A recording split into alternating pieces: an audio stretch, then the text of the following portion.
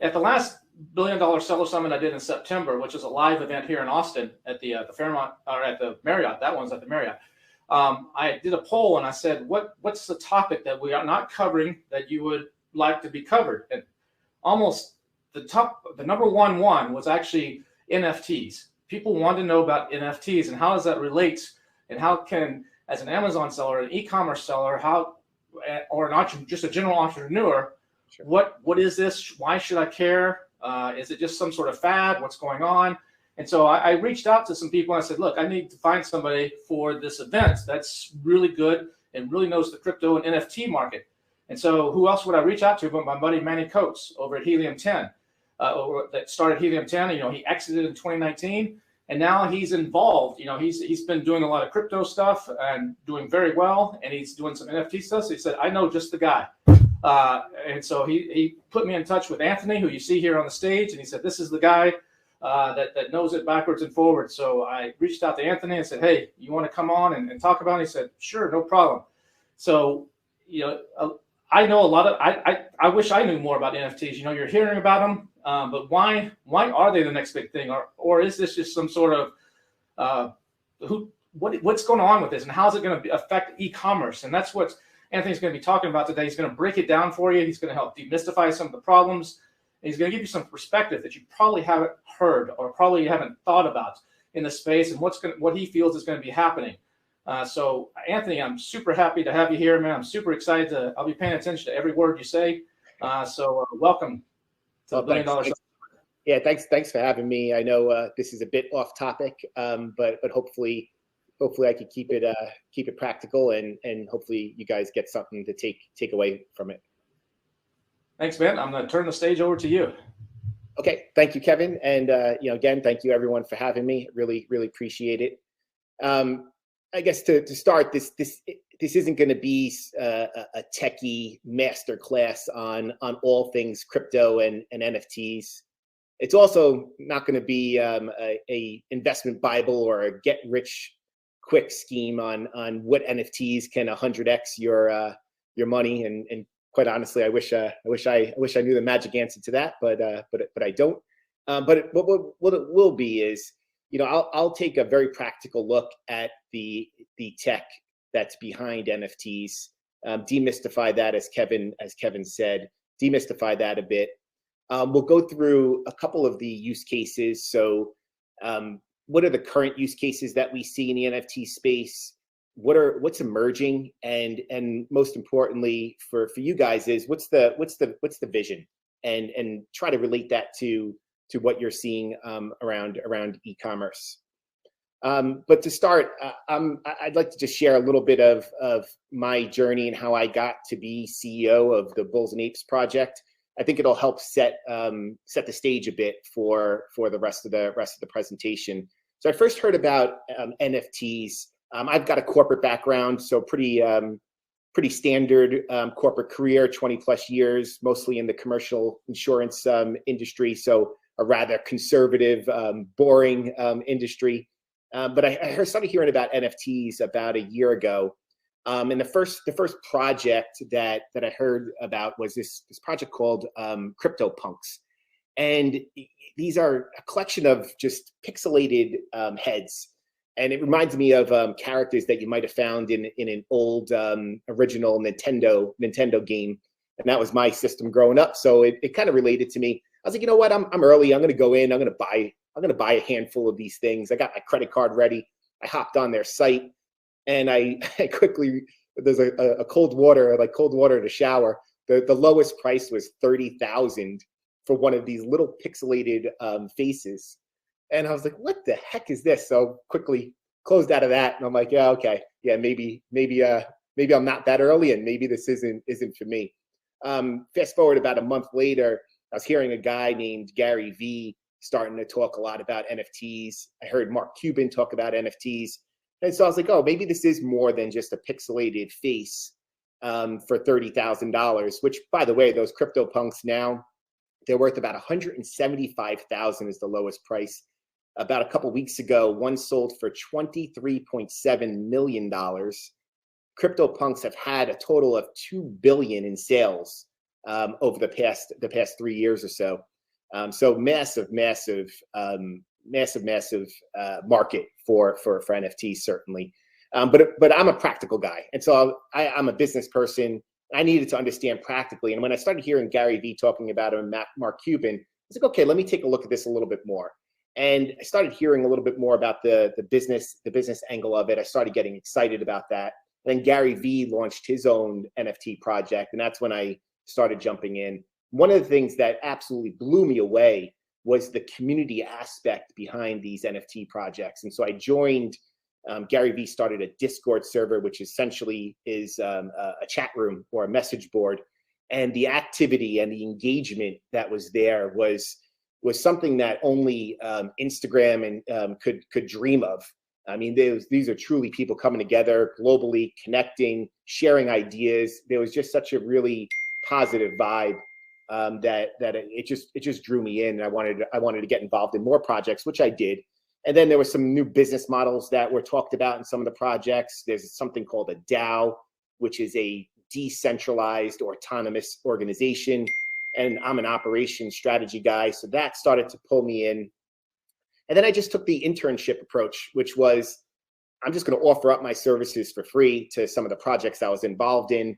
I gave a background of my career and said, I'd love to help you guys out. It's a new space. It was something that I wanted to get involved more in. One of those projects was called Bulls on the Block. And through Bulls on the Block, there was a lot of drama with the founders, but that's where I met the co-founders of Helium 10. So Manny and Guy. And Manny and I were pretty heavily involved in trying to think through how do we help this Bulls on the Block project. And through that, we were sharing ideas, strategizing, and then ultimately decided to start our own project because we thought that there was something positive that we can do with the space. So that's the background. Just give you an idea of the thought process of this is complete crap that I don't think I'm going to get involved in it. But then you start to see some of the business aspects, and I equate it to we're right now in that early .com age, 1998, 1997. So you see a lot of money that can be made. There's a lot of hype, but there's also a lot of practicality to it as well. So let me break down a little bit of the basics for you here. Then we'll get to the business use cases, and then a little bit about the challenges and obstacles that we see for the NFT space. Okay, so what's the tech behind NFTs? And so very, very simply, it's a technology called blockchain. And this technology has been around for a while now. So for me, in my insurance days, we were talking about the promise of blockchain. And just like any new technology, it's put up on a pedestal, and it's this magic that's going to solve all of these different problems. But when I started researching blockchain a bunch of years back, very, very fundamentally, the fundamental core of blockchain is that it's a public ledger. So think general ledger, think QuickBooks, debits and credits. And so what blockchain does in a public way, it tracks ownership of assets, and it shows that an asset was owned by somebody, and now it was sold for this amount. This person paid for it, and now this person owns it. Very simply, that is what blockchain is. And now there's some bells and whistles, and I'll go through a couple of those in a bit around the blockchain. Of course, it's not just a ledger with a pencil like you see in the picture here. But it's important to demystify it, and at its core, that's what blockchain is. And if you think to the Web 1 analogy, blockchain is the equivalent of the internet protocol. And if you remember, now we just type in the web address, and the web address goes in. But there's an IP address behind that, just a real techie set of numbers that tells you that this is the website that you're going to. Blockchain is no different. Blockchain is similar to the internet protocol for Web3, very public. So now, what makes blockchain interesting in this Web3 environment is that once an entry has been verified, so once an entry has been verified and it goes onto the blockchain, it cannot be changed. It is there for forever. And so you must be thinking, okay, well, who's verifying that? And if it's that permanent, how do we make sure that it's right? Well, you might have heard of miners and data mining in the crypto space. The miners are essentially like your financial controllers that you might have in a company. So the miners are the ones who are taking a look at the transactions. They're running very, very, very complex algorithms, and the miners are cross-checking each other. And there's a reward system that goes along with it. So the miners are paid to do what they do. It's fully decentralized. So there's no single entity that controls Web3, that controls the blockchain. Again, similar to the internet protocol, to IP, there is no owner of the internet. The internet is a public domain, and the decentralization aspect of Web3 is what a lot of people find appealing about it. So if you think about Web 1, Web 1 was a real game changer for some small businesses. So you're able to put a website up. The website is public. You think about going back to the Gary Vee example. Gary Vee's father had a wine shop in New Jersey, and through the internet and internet marketing and email marketing, Gary Vee was able to grow that wine business by leveraging a clientele, an audience across the nation. And so Web 2 then, and this is where you guys I'm sure can relate to it. Web 2 kind of centralized it again, and so you've got these apps that are out there, whether it's the Amazon app or it's Facebook or it's Instagram or it's Twitter. There's a single entity that controls it. The vision for Web3 is that the blockchain is going to decentralize transactions, and so we'll be able to do transactions in a much more public way. And so that's the long-term vision of where we could go with blockchain. And then lastly, and this will segue into the next slide here, tokens. So if you think about, okay, this is a ledger and there's debits and credits. Well, how do you know what the asset is that you own? And this is where NFTs come into play. And so I'll get to that on this slide here. So NFTs are non-fungible tokens. That means they're one and only one. There could only be one version of that token, and that token actually is a very long alphanumeric code, and that's all it is. That's what at its core, that's what an NFT is. It's just a set of numbers and letters that are unique on the blockchain, and that uniqueness is then associated with a buyer, a seller, being an ownership, and what the transactions are for. Now, okay, so then what makes NFTs special? If that's all it is just this alphanumeric set of code, what makes it special? So there's metadata that is associated with that token, and so metadata is data that describes something, and so in this case, it's describing the token. And I'll use the Monopoly as an analogy. So if you think about this boardwalk card here, this boardwalk card signifies that you own boardwalk in the Monopoly game. So you're going through the game and you buy boardwalk. This card tells you that you own boardwalk. And then you see rent is $50 with one house, two houses, three houses. These are all metadata, so it describes what that token is. Now, when it goes to NFTs, there is value and utility on the blockchain, and that is also value and utility that is private, that is within the project. Now, if you can imagine this piece of Monopoly, being on the blockchain and you could buy and sell it. Well, it's the rent being $50 is meaningless unless you're inside the game of Monopoly. So that value and utility is specific to the game of Monopoly. And the same thing goes with NFTs. There'll be metadata around those NFTs, and that metadata. And I'll give you an example. Mentioning Gary Vee. Gary Vee, as part of his project, he sells access to himself, whether it's via FaceTime or it's playing basketball with him and some basketball players. That value is because Gary Vee says there's value.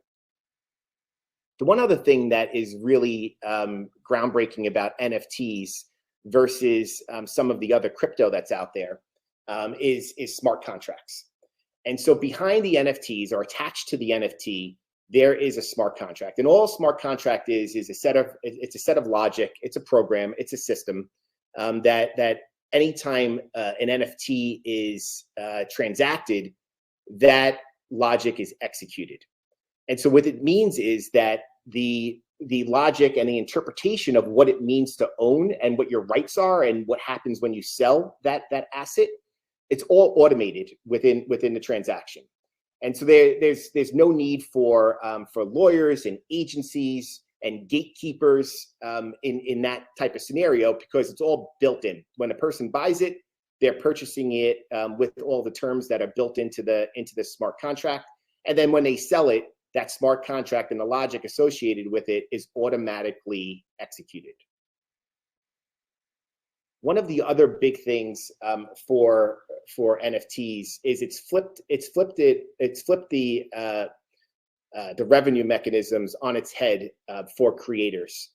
And so if you think about fine art, there's a if Picasso is sold, or somebody commissions Picasso to do a painting, that's a one-time payment to Picasso.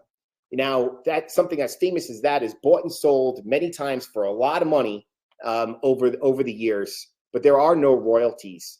With NFTs, royalties can be built into the contract in perpetuity. So anytime that NFT is bought or sold, there could be, for instance, 10% royalties that are automatically transferred to the creator. And the last item I'll touch on here before we get to some of the business use cases, and I see some of the comments there about how does this relate to selling on Amazon, and hopefully the use cases will help explain some of that. There's not just one blockchain that's out there right now for NFTs. Ethereum is the dominant blockchain, but there are other blockchains as well. There's a number of other blockchains actually. Some of them are merging.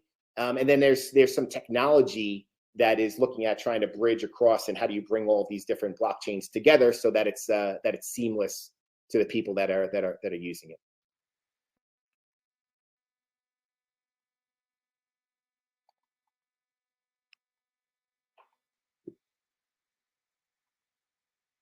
Okay, so some of the use cases currently, and this is where most people see NFTs, they see these massive prices, and they say, okay, for what?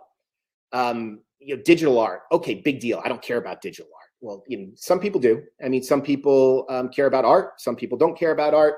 And certainly, I'm never paying multi-millions of dollars for a painting.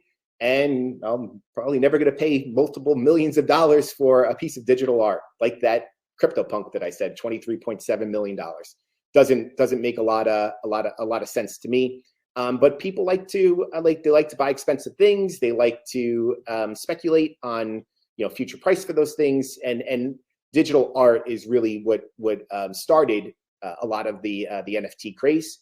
But that's progressed into more of the collectibles.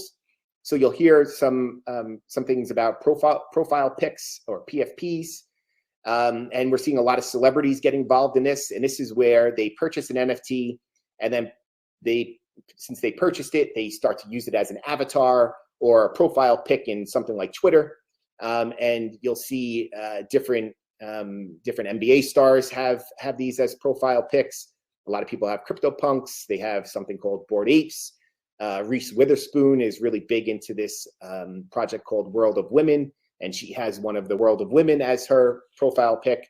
And it's gotten to the point where now Twitter will actually validate that you're the actual owner of that, and they'll change the shape of your Twitter picture to signify that you didn't just right-click and save this and use it as your profile pic, that you actually own it. So Twitter's doing some verification on ownership of the NFT for the profile pic. And then additionally, on the collectible side, as you can imagine, sports is getting involved. And so there are NFTs. The NFL has some NFTs. NBA has been a leader in the NFT space as it relates to sports. Soccer has NFTs. So you see sports are starting to get into it. And Mark Cuban, I think he's starting with the Mavericks this year. For every ticket that you buy, I think he's looking at giving you an NFT version of the ticket. So when I start thinking about the emerging use cases, gaming is a big one. And if any of you have kids like I do, I spent a bunch of money on Roblox. I've spent a bunch of money on Minecraft and Fortnite, and all of that money is tied up inside that game. The vision around gaming and the use case for NFTs around gaming is that those will actually be assets that you own, and then you could go on using the blockchain technology with NFTs. You can sell them. So after your kid is, you spend the money, they spend the time on building up these Roblox characters, or getting all these skins in Minecraft. In the future, when as a blockchain-backed game, they would then be able to turn around and sell them on a marketplace, and actually get some money for all of the work that they put in. The other emerging area is around media, and so what we're seeing now in the NFT space is that people are when artists are starting out, they're trying to make a name for themselves, they're trying to break through. They're able to sell pieces of their music as an NFT, where somebody can then actually own the intellectual property behind it. They'll get some royalties for it, for the use. We're seeing animated series that are starting in the NFT space, and people are looking at it as seed investment. So they'll do some of the animation, they'll put it out there. People could find that it's interesting. They'll buy the NFTs. The purchase of those NFTs will serve as seed investment for them to make a longer film. We have Al Pacino's daughter, Julie Pacino, is leading the charge on this quite a bit.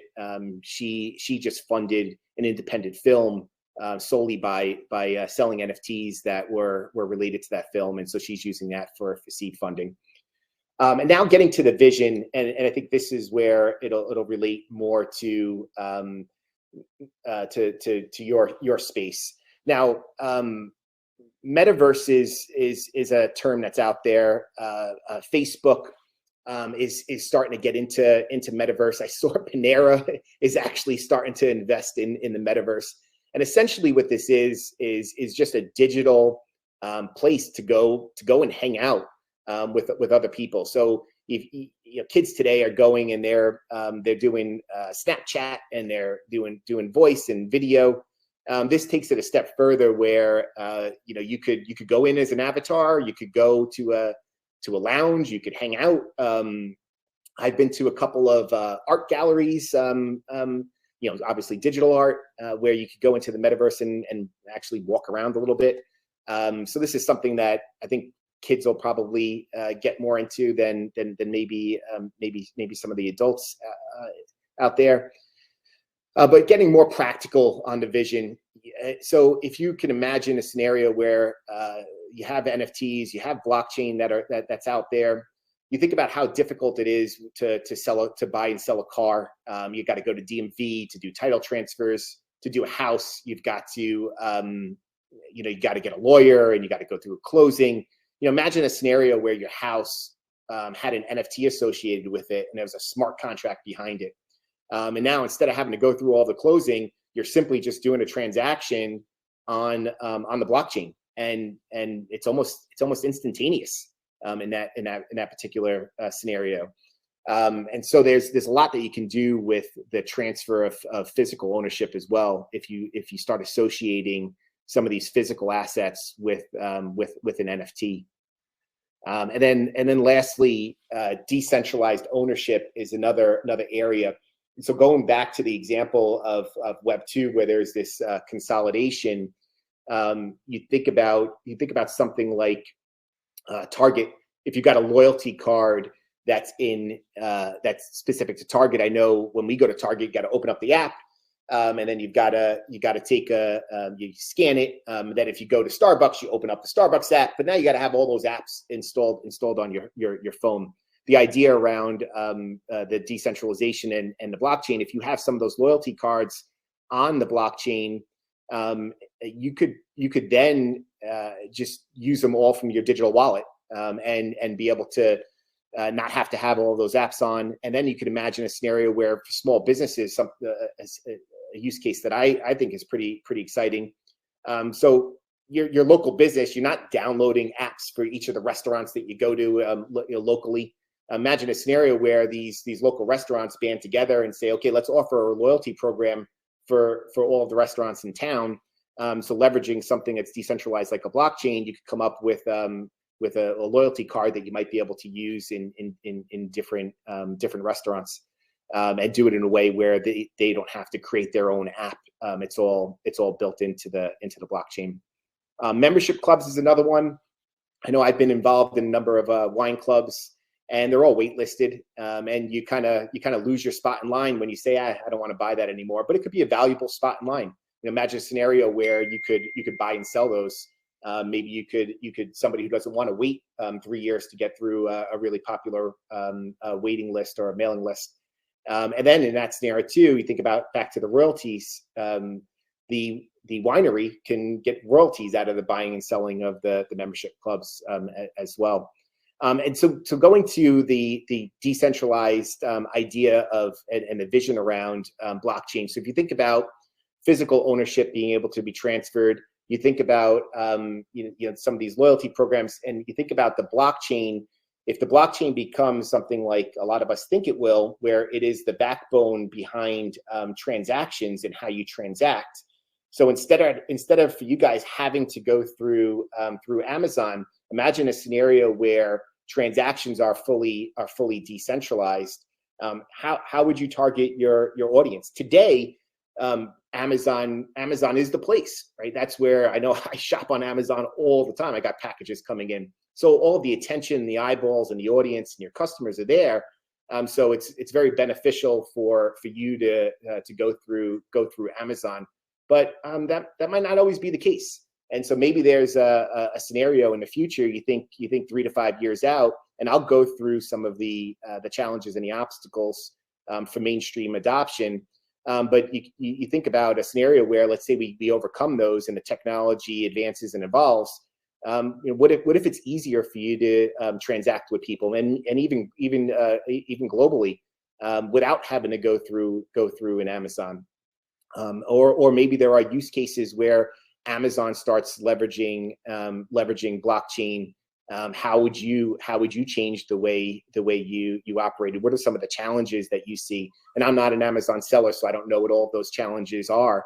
But you could stretch your imagination a bit on take a leap and say, okay, what if blockchain is as good as everybody says it is? What if NFTs are a new way for us to transact, and there's smart contracts behind it? How would that change the way you interact with your customers? Let me talk through the steps a little bit here, and I'm not going to go through these in too much detail, but the main purpose of this is to show that it's not easy. It's not easy to actually purchase your first NFT. I know that I was walking my brother-in-law through it. And it probably took him, before getting frustrated a number of times, it probably took him a month or two before he actually executed the transaction. I mean, you gotta purchase crypto, and you gotta purchase crypto through an exchange such as Coinbase. You've got to transfer your US dollars from your bank account into the Coinbase exchange. You purchase your crypto. Then there's something called a non-custodial wallet. Essentially, this is a digital wallet, and this is where you can hold all of your crypto and your NFTs. And so in this digital wallet, there's a seed phrase that's associated with it. And what I would say is, one of the benefits of NFTs and blockchain is that it's decentralized. But by being decentralized, it also means that you can't pick up the phone and say, I know I pick up the phone to Amazon a lot, and this order got messed up, and look at my order history. I'm a great customer, and Amazon says, just don't even bother returning it. Here's a refund. That's a nice convenience to have. When it's fully decentralized, there's nobody to call. And so what it means is that the users of blockchain, in its current form, they have to be very, very careful about their assets. And so you have to make sure that it's secure. You have to make sure that when you hit execute, it's what you want to happen, because there's no do-overs in the Web3 space, which is one of those big obstacles. So now you're in that you have that custodial wallet. You transfer your crypto into the custodial wallet. Then you got to go to the website. You got to make a purchase. And then lastly, because it's Web3, you got to make sure that that's secure. And so there's technology around making sure that that's secure. It's called a hardware wallet. And so then once you actually purchase the NFT, you're going to need to make sure that you're securing it as well, because you want to protect those assets.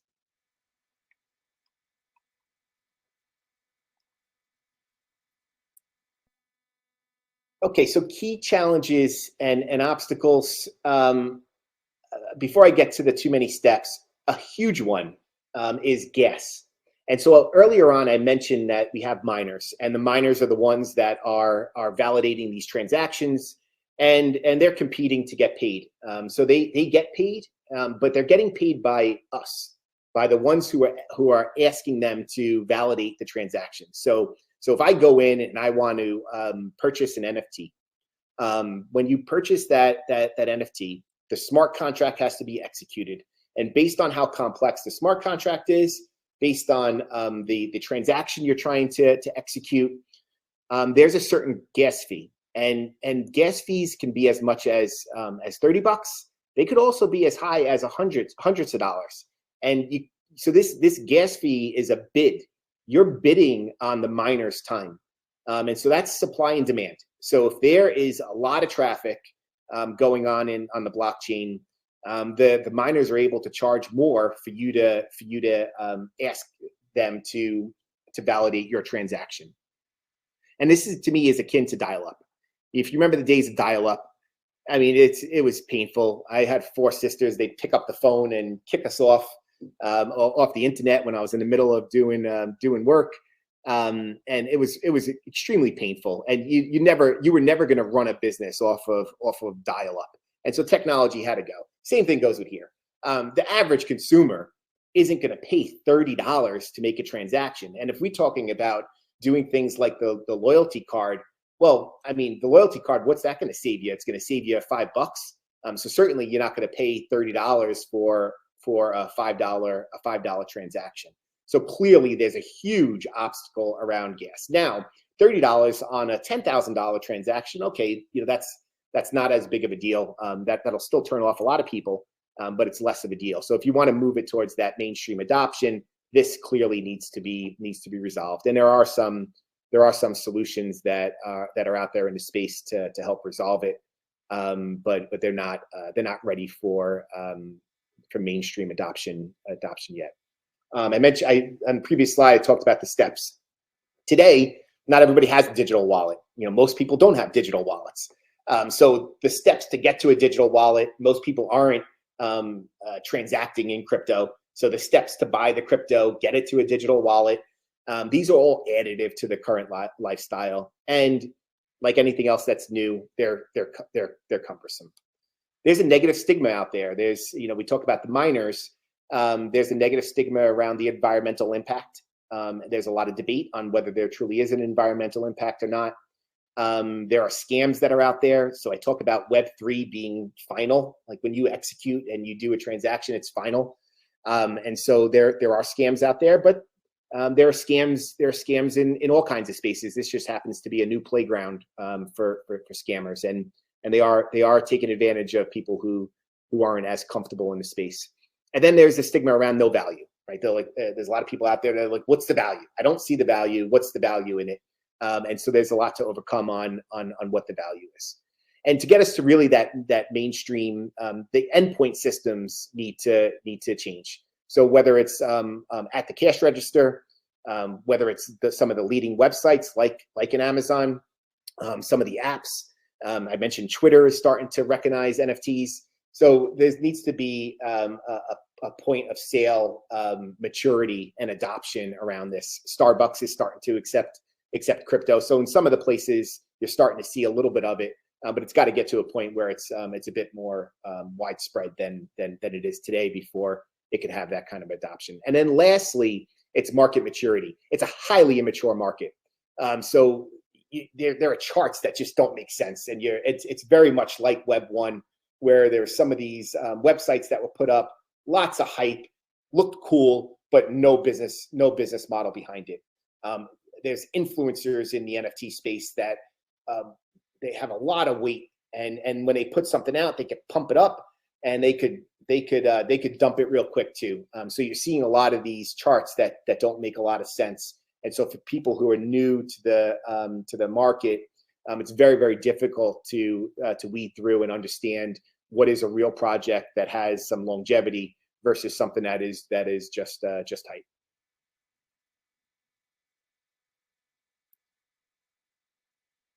And lastly, this is our art. This is our project. We're trying to help make the market a bit more mature. We want to combat some of the scams that are out there. So one of the things that we're doing is a money back guarantee. We're trying to make sure that we're not just an NFT project, but we're also coming out with a card game, a Pokemon style card game. So we're trying to lead the charge a bit on how do we get to that next wave, the emerging use cases.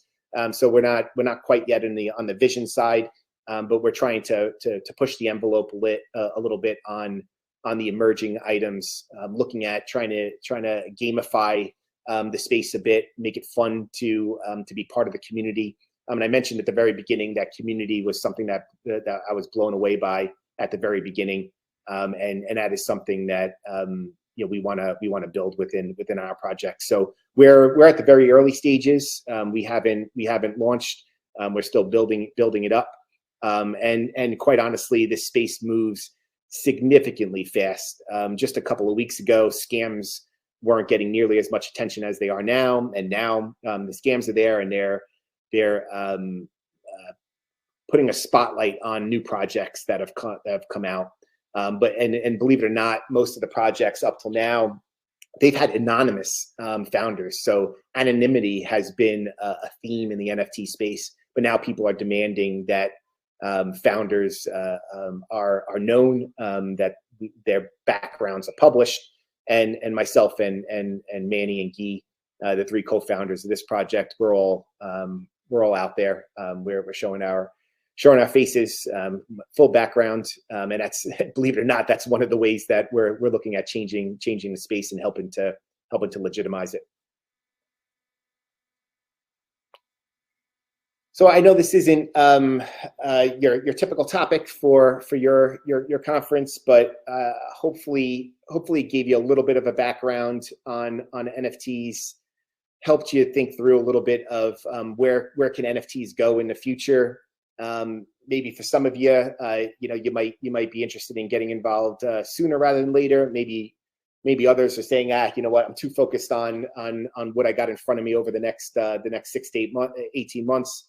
I'll check back in a little bit later. And so it's going to be a mixed bag for sure. There's a lot of exciting things in the NFT space. I think that I personally think that it's here for the long run. I think the blockchain technology is something that is going to revolutionize the way we transact with each other. And I think the decentralization aspects of it open up a tremendous amount of opportunity for some of the smaller players that are out there to compete with the giants.